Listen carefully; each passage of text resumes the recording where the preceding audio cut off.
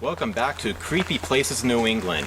We're now in Princeton, Massachusetts, heading to a place called Redemption Rock, related to an early American writer named Mary Rowlandson. She was held captive during King Philip's War, very tragic event in our history, and she wrote about it in a very influential captivity narrative. So we're going to do some passage reading.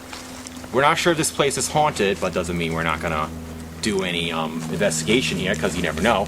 And we hope you enjoy this next episode.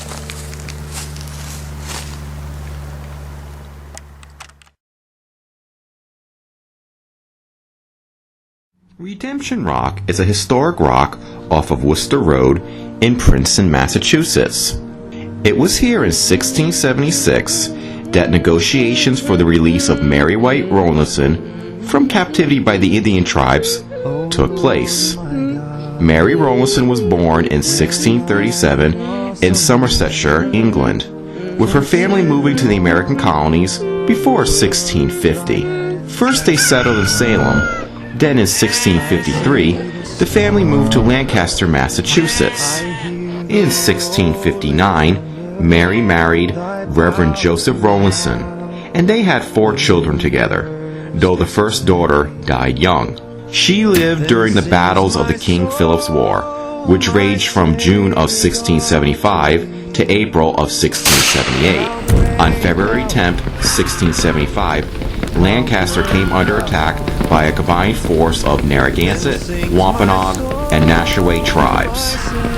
During the battle, 13 colonists were killed and 24 were taken hostage, including Mary and her 3 children, though her 6-year-old daughter Sarah died a week later from her wounds. For 11 weeks and 5 days, Mary was held captive and forced through the wilderness as the tribes avoided the colonial militias.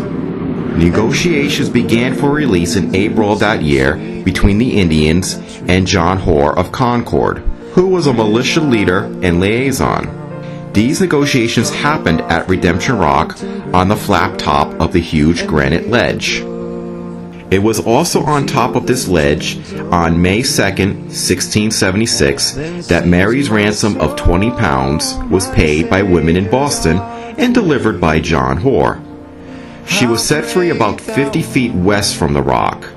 About a year after her freedom, she and her family moved to Wethersfield, Connecticut, but when her husband died in 1678, Mary and her children moved to Boston.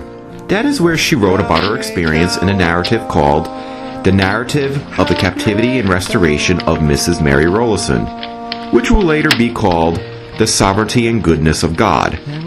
It was published in Cambridge, Massachusetts, and in London in 1682.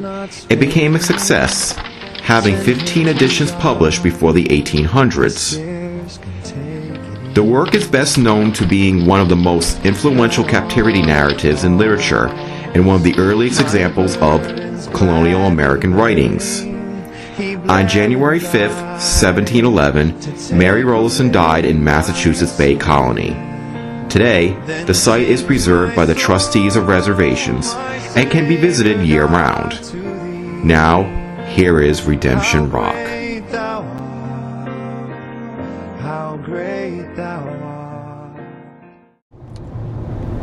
We're now in the highly cultural city of Worcester, or Worcester, whatever you want to call it. Worcester. Worcester. Okay, we're in Worcester, Mass. Still heading to the right end, 2 miles. I think that thing's possessed, by the way.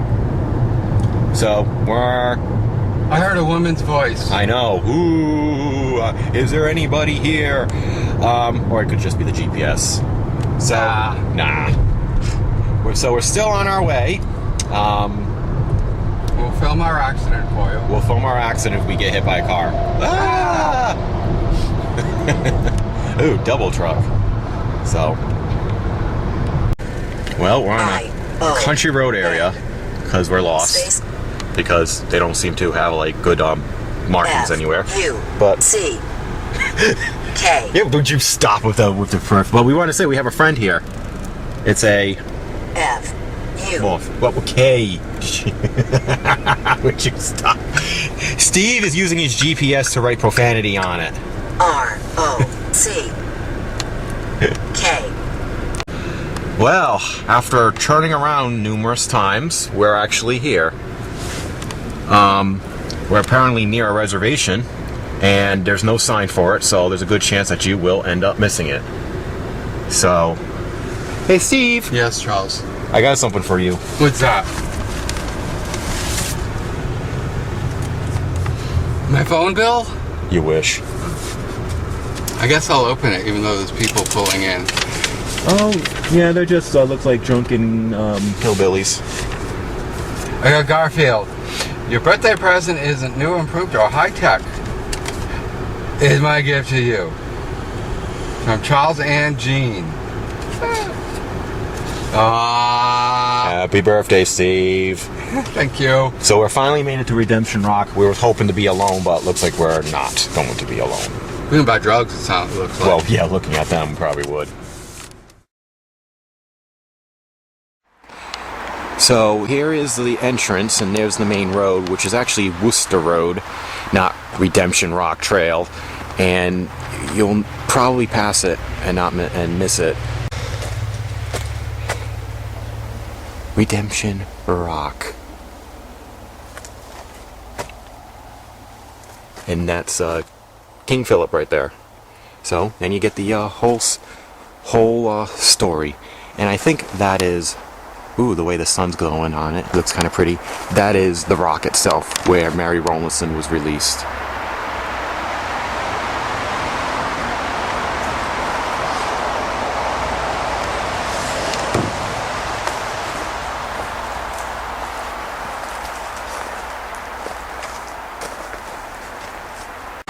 All right, here we are at Redemption Rock. We have to get from point A up to point B.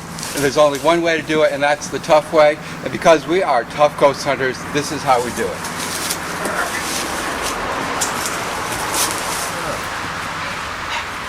Do you have any rock climbing equipment? No. Okay.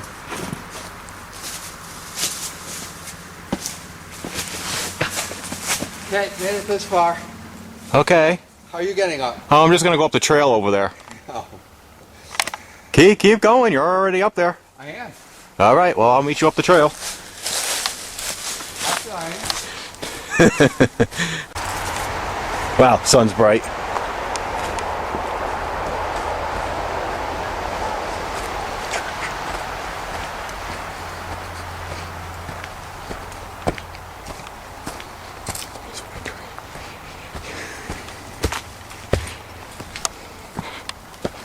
I know, I didn't go the adventurous way, I just went the easy way.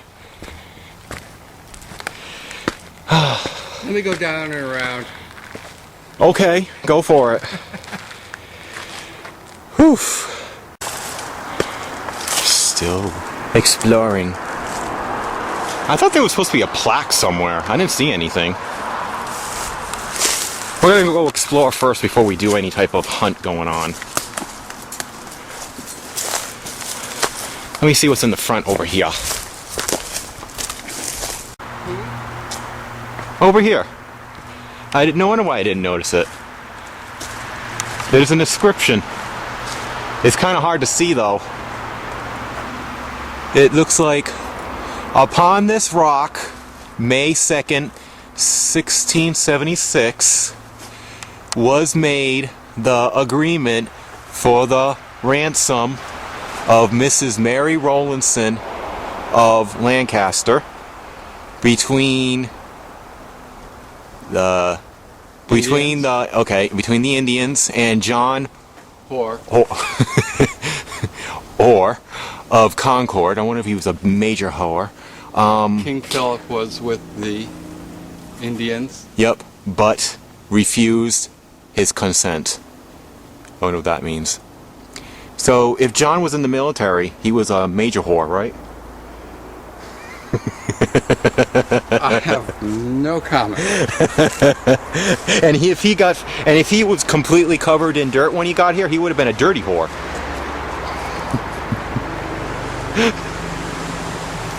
Okay, that's enough humor for the day. Is there any spot that's calling you if you want to try the dowsing rods? Or do you want to? Yeah. Or do you No. want to do your meditation first? I'll try the 1,000 rods and then I'll meditate at the place that we go. All right. Could you ask that again, Steve?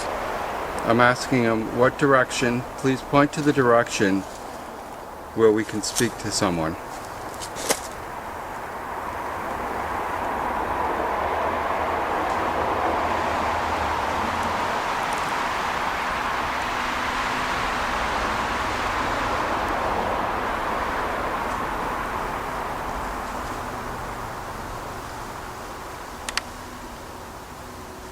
It's pointing that way.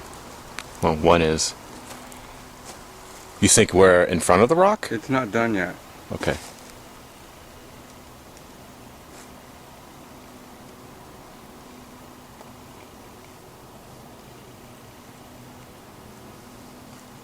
But I think it wants us to go to the top.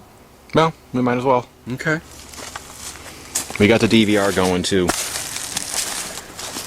I really think my hands are shaking like that.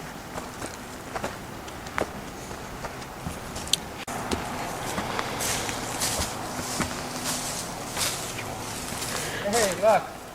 Up. What? I got a pine cone. You got a pine cone.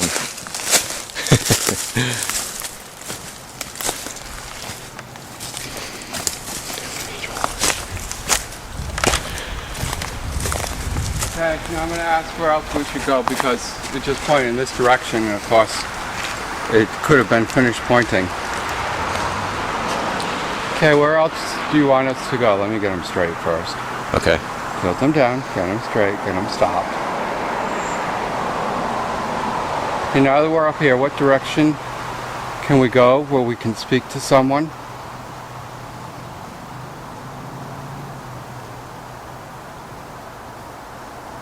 Oh, if it points down again, sending me on a wild goose chase.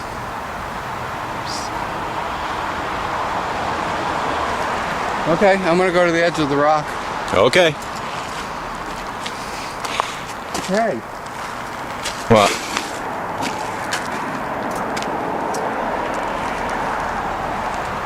What is that? NTEA? I can't really read it. Someone must have just chiseled it in. Yeah, there's there. Oh, that's nice and respectful. Okay, can I have 5 minutes? Yes, you may, sir. And then come back up. Mind if I keep this next to you, though? Just in case. Yeah, no problem. I'm just Keep it going right right here. Close my eyes. Alrighty. Ooh, I didn't sip on it, did I? Alrighty. Well, here's some of the trails nearby. Steve is actually currently doing a form of meditation, so I'm going down the trails nearby. We have no reason to believe that this place is haunted, even though we're still doing the DVR. We're going to do a few other things, but we figured, why not? You know, you never know. But I just want to give you a shot of the nearby trails, which is what I think most people come here to use, the trails. They see the rock and then they leave, because, you know, the rock is in the very beginning and the tranquility of it is kind of a little bit ruined. Very nice view. So we're going to try a few things while we're here. You know, I brought actually a Native American rattle, medicine rattle, so we'll see how that goes. Plus, we'll do a few passage readings from Mary Rowlandson's Captivity narrative. And there's the road right there, you can hear it.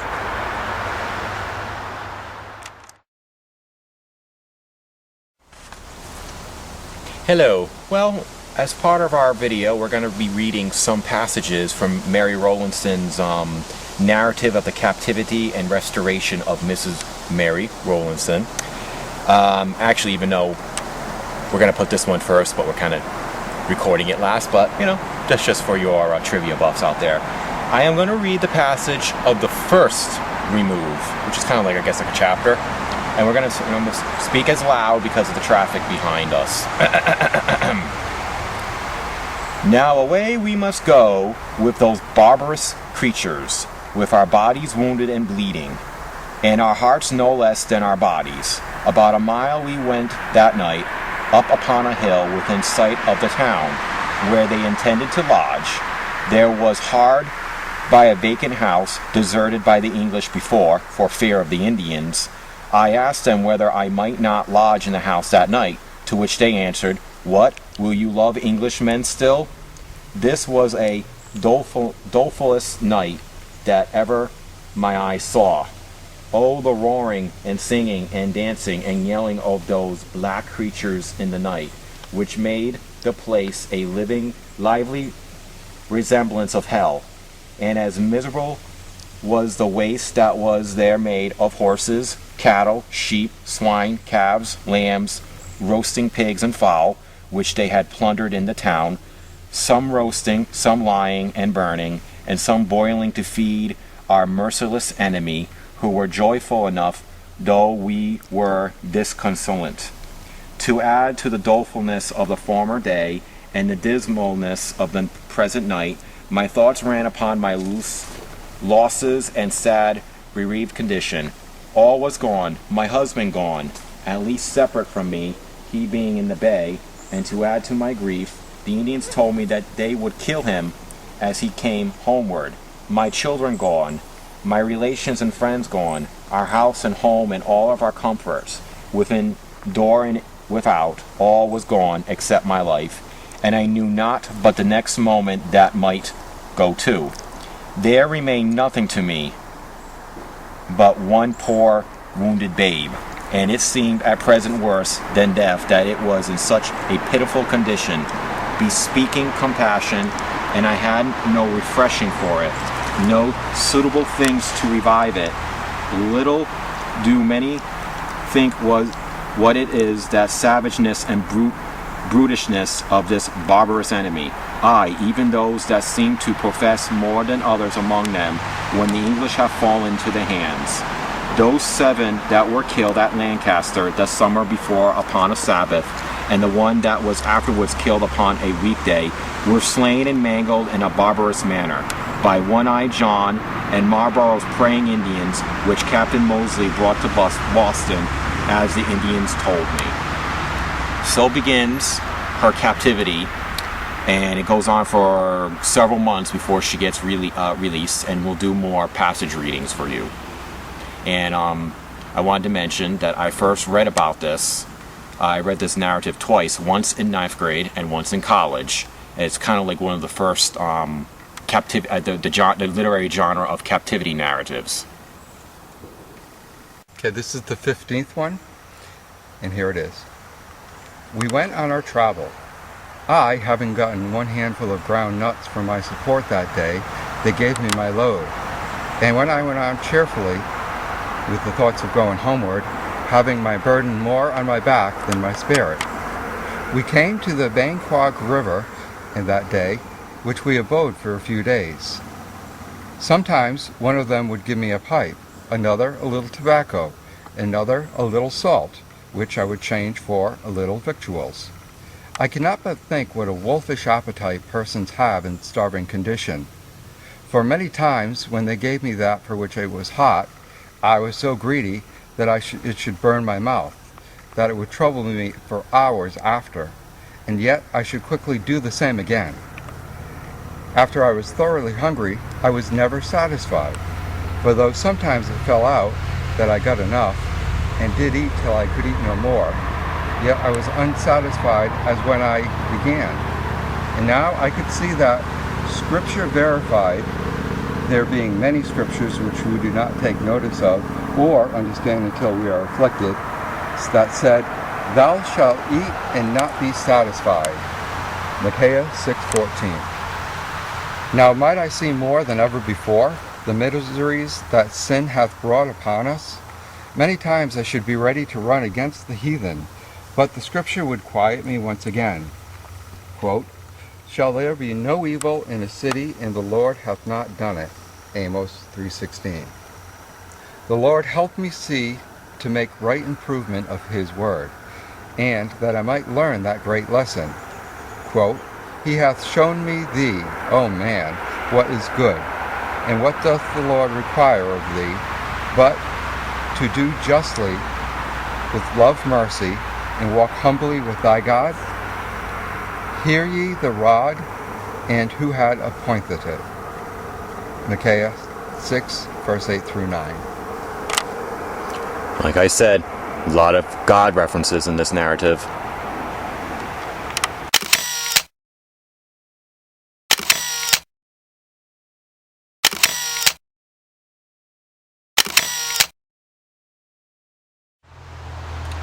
Well, this is the spot where Steve read the 15th remove, and just want to show you that it's so beautiful around here. It's just too bad that we got, apparently it's a major road, because every time we're turning around there's another freaking car coming by, ruins our DVR and our passage readings from the book. But I like it, it's very pretty. Seems like the minute we turn the camera on, all the cars start coming by. I mean, we had like several minutes of quiet. Sucks. Alright. This is a Native American medicine rattle. This was made by a friend of mine, Rick Rosse. I got it at a Yankee Christmas swap, or Yankee swap, whatever they call it. And I'm not going to claim to know how to use it. I mean, I know how to rattle it, but I'm not.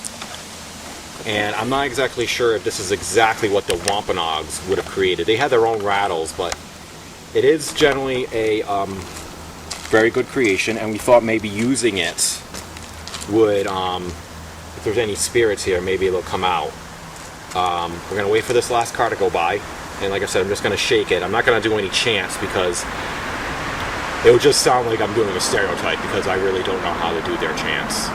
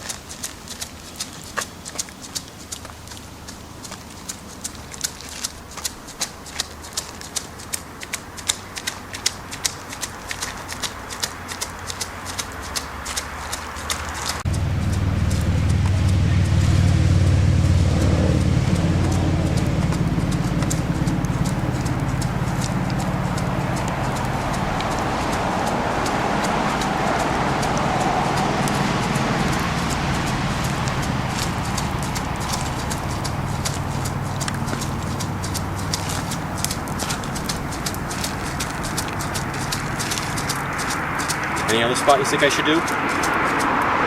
So here it is. It's actually a very good made medicine rattle. We're hoping maybe that might have drawn some of the ones, because we're going to get the ghost box out, and then we'll do Steve's Obulus. It's very well made too. Yeah, you did a good job. Did you like me using that rattle?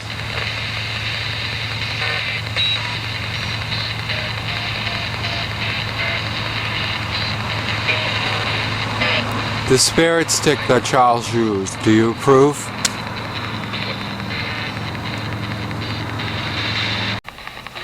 Are you a Wampanoag?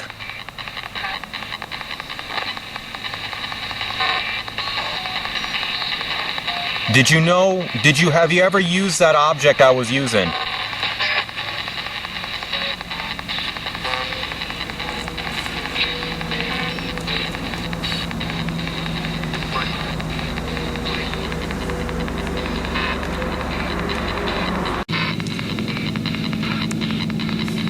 Do you like people visiting here on the rock?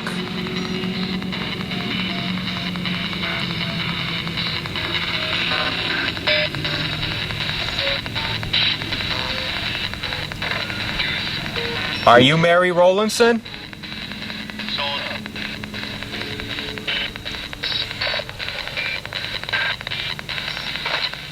Are you an Indian?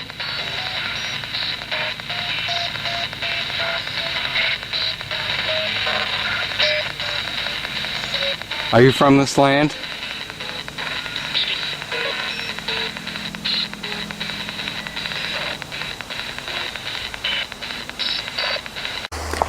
Well, we're temporarily leaving Redemption Rock. We're heading down the path.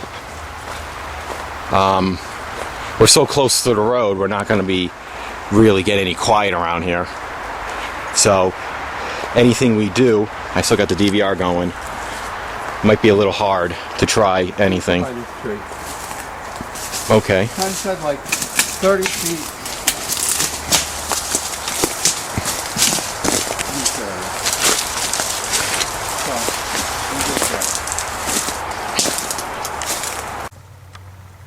So Pendulum. at least this can help with any type of due to the noise. We don't have to necessarily be quiet around here.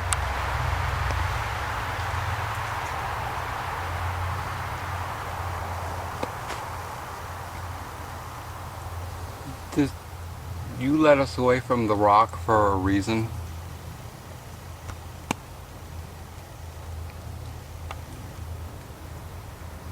So start spinning.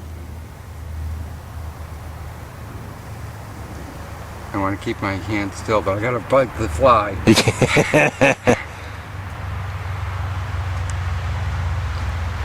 If you want us away from the rock, make the pendulum go clockwise.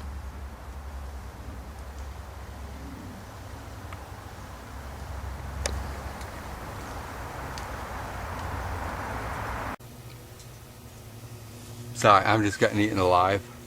I can't do this with here. Okay. So one of my conclusions is from this and it being totally non-active, except when bugs were biting me and I had to move my hand. I kind of got a calling to go away from the rock and come into the woods. Almost thinking that the spirits may not want us on the rock. And in fact, they're pushing us away. So they're kind of saying, "Great, go over there," to get us away from where they really are, kind of as a decoy. As a body count rises, so do your profits. Trading young lives for